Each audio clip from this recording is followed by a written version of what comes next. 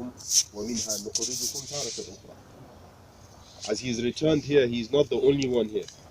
You look around, you see various graves around us.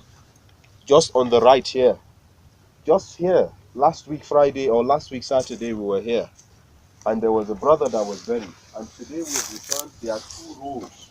From last week to today, 2 rows have now increased. That we are living, it is a mercy from Allah.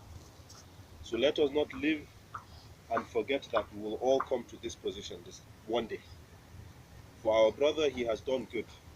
A lot of people can testify to the good that he has done, and that is enough to appease our hearts and to cool our hearts. But verily, in death there is pain, in death there is suffering, in death there is trial. And this is why it is amongst the trials that Allah has promised upon mankind, that He will test us with death. He will test us with the loss of lives, or He will test us with the loss of the lives of those whom we love. But Allah subhanahu wa ta'ala gives glad tidings for Bashir as-Sabirin. Give glad tidings to those who are patient. And what is the patience here? It is not a patience that we exhibit after we have heard of the calamity. It is the patience we exhibit during the calamity, during the trial. When it is announced that the one we love, Allah has taken their soul, it is that patience that Allah is referring to. This dear brother is a close brother to a few of us here. And even if he is distant, he is still a Muslim. We will still remember him, and we will still pray for him. We will miss him, we will love him, but we know that Allah has taken him from us, and it is only Allah that has the ability to give life and take life. This is why Allah has made us believers.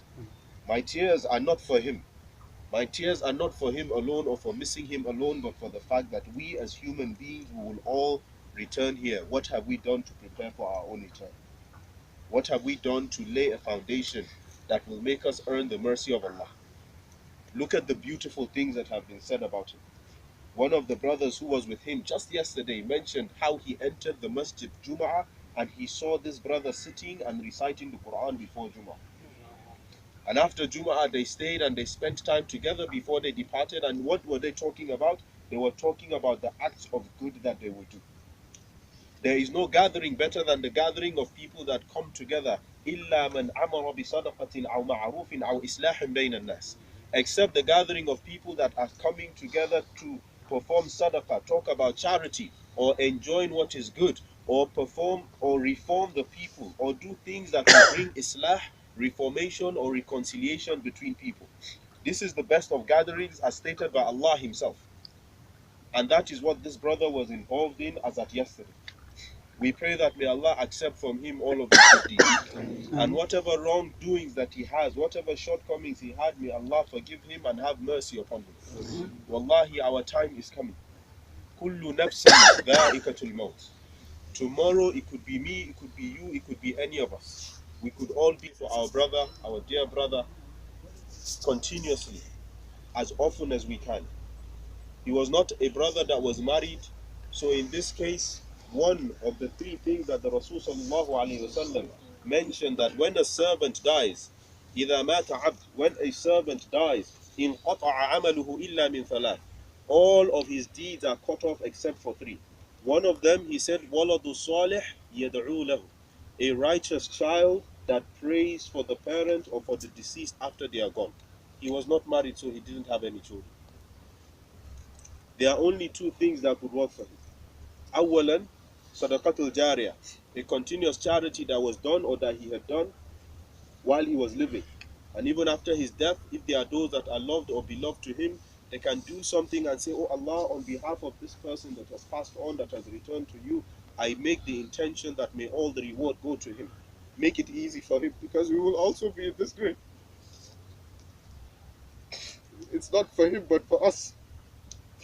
For Allah to have mercy upon us. Even if we don't know him personally, but do something for him, so that Allah will have mercy upon you as well. Allah will have mercy upon us as well. The second is knowledge that he has spread, and if he had spread that knowledge, it will benefit him as well. And so I pray that Allah has mercy upon him. May Allah forgive him and have mercy upon him. May Allah subhanahu wa ta'ala make his grave a rawda min riyad al-jannah, a garden from amongst the gardens of paradise. And may Allah make that when we return to him, that we return to him with faith, that he forgives us and has mercy upon us, that whatever evil we have done, that may Allah not use it to prevent us from his mercy, that may he reunite us with him in Jannah, us with all of our loved ones in Jannah, all of the inhabitants of this grave, may Allah reunite us all in Jannah, all of the Muslims wherever they are buried, whether it is Baqiyatul Gharqad or any part of the world that they are buried, may Allah raise us all and reunite us all in Jannah. May Allah make us from amongst the Ummah of Muhammad sallallahu alayhi wa sallam. May Allah make us see him and recognize him, and may Allah make us amongst those that will see him on that day and be pleased that we were believers in this world. May Allah not humiliate us on the day of resurrection. May Allah have mercy upon us. اللهم صل وسلم وبارك على نبينا محمد وعلى اله وصحبه وسلم. اللهم اغفر له وارحمه وعافيه واعف عنه واكرم نزله ووسع مدخله واغسله بالماء والثلج والبرد ونقه من الذنوب والخطايا كما ينقى الثوب الابيض من الدنس وعبدله دارا خيرا من داره واهلا خيرا من اهله وزوجا خيرا من زوجه وادخله الجنه واعذه من عذاب القبر ومن عذاب النار.